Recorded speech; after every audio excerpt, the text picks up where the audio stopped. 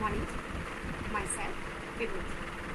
वैसे आज मैं आपको हिंदी के एक बहुत महत्वपूर्ण विषय के बारे में जानकारी देना चाहती हूँ। मेरा विषय क्या है? कारक। अब कारक होता है, कारक हिंदी का एक बहुत महत्वपूर्ण विषय है। हमारी हिंदी की व्याकरण यहीं से शुरू होती है और ये प्रातः खत्म हो जाती है। हम अपने दैनिक जीवन में अनेक शब्दों का प्रयोग करते हैं, जैसे कि ये, मैंने, क्यों, कब, कहाँ, इन सब की जानकारी को भी कारक कहा जाता है। कौन क्या काम कर रहा है, उस काम का फल किसको मिल रहा है, उस काम का फल किसके द्वारा मिल रहा है, कब मिल रहा है, कहाँ मिल रहा है, किसको मिल रहा है, किसके द्वारा ये काम किया गया, इन सब प्रश्नों की जानकारी को जानना ही कारक कहलाता है। ये हमारा विषय 8वीं कक्षा से होता है। हम अन्य आगे अपनी जितनी भी कक्षाएं हिंदी में करते हैं, ये बहुत महत्वपूर्ण हमारे जीवन में काम आने वाला विषय है, क्योंकि इसी के द्वारा ही हमें अपने व्याकरण की पूरी जानकारी मिलती है। तो हमारा विषय क्या है? कारक।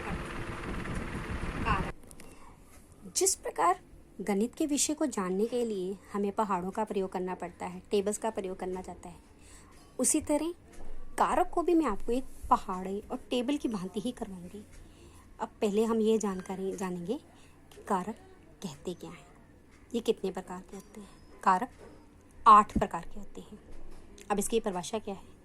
संज्ञा या सर्वनाम के जिस रूप से उस वाक्य का संबंध क्रिया के द्वारा वाक्य के दूसरे शब्दों के साथ करवाया जाए, उसे कारक कहा जाता है।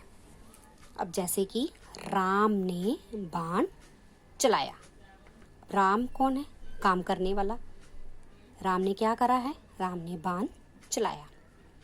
तो राम ने भी काम करा और राम के द्वारा कार्य किया गया, इसे ही कारक कहा जाते हैं।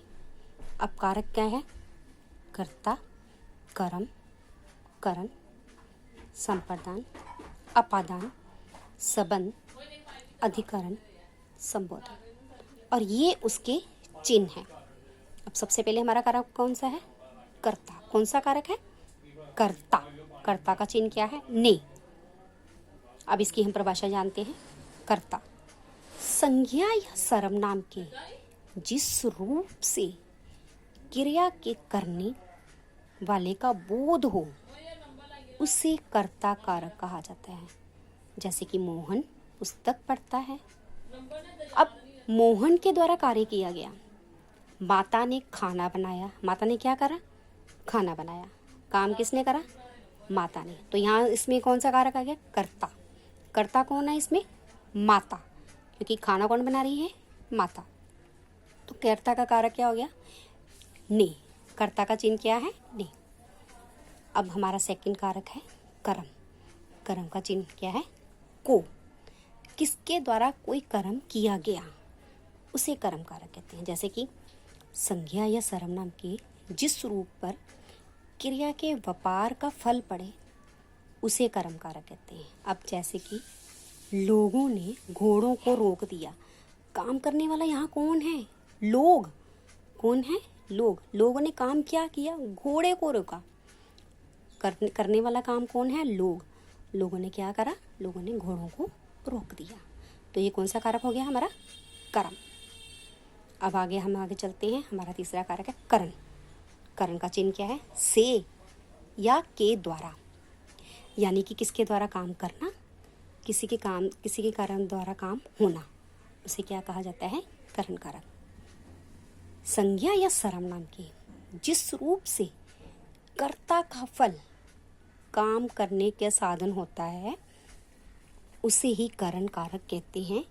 जैसे कि राम ने बाली को मारा। अब यहाँ पर बच्चे, कर्म कौन कर रहा है? राम। काम कौन कर रहा है यहाँ पर? राम। राम ने क्या करा? बाली को मारा। उसने कौन सा कर्म करा? मारना वाला कर्म किया। कर्म करने वाला कौन है? राम। काम करने वाला कौन है यहाँ पर? राम। राम ने क्या करा?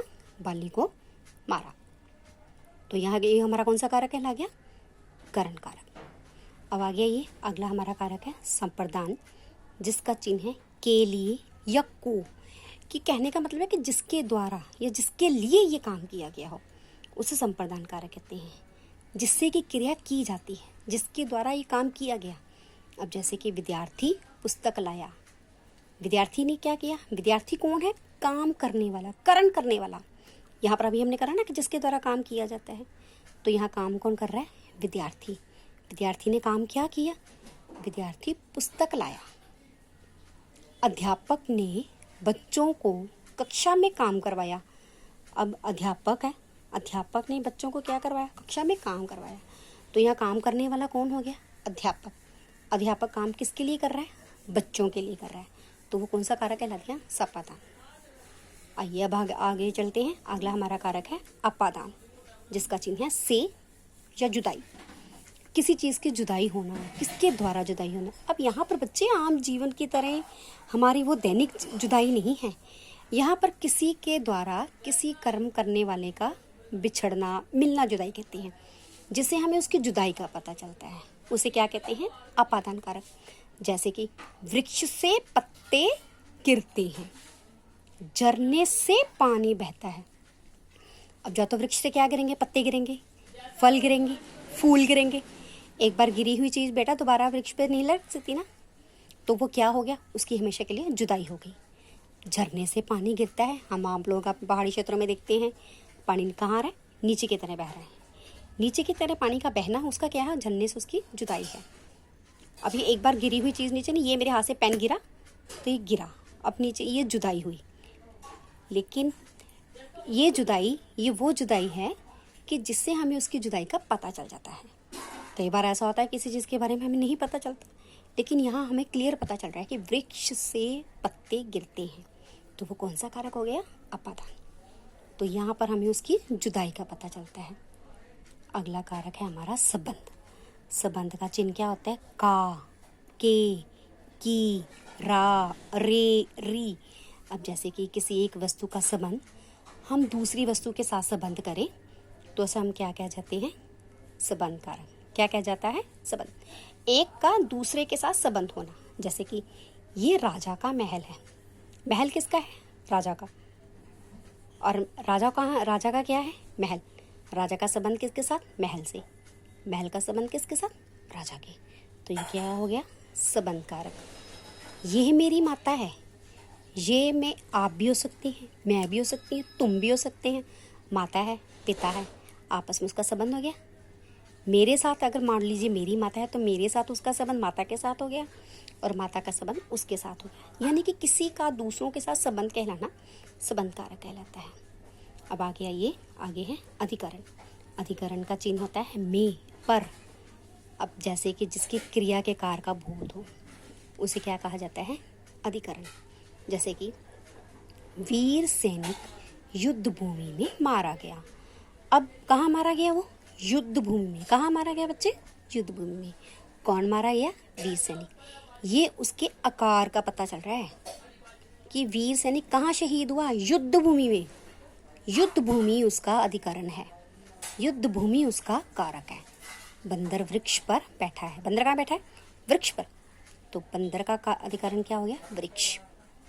अब आगे है लास्ट हमारा कारक है संबोधन, जिसका चिन्ह है हे, रे, अरे।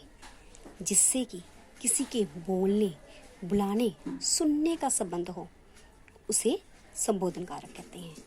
हम अपने जीवन में हर तरह के शब्दों का प्रयोग करते हैं, जैसे कि हे परमात्मा मेरी मदद करो। फिर माता ने बच्चे को आवाज़ दी। अब हमें कोई चीज़ अच्छी लगती है तो हमें कैसे कहते हैं, हाय रे कितना सुंदर फूल है, तो वो भी हमारा एक तरह के संबोधन हो गया। लेकिन अगर कई बात हमें अच्छी नहीं लगती, जानिए हाय राम, उसके पिता का देहांत हो गया।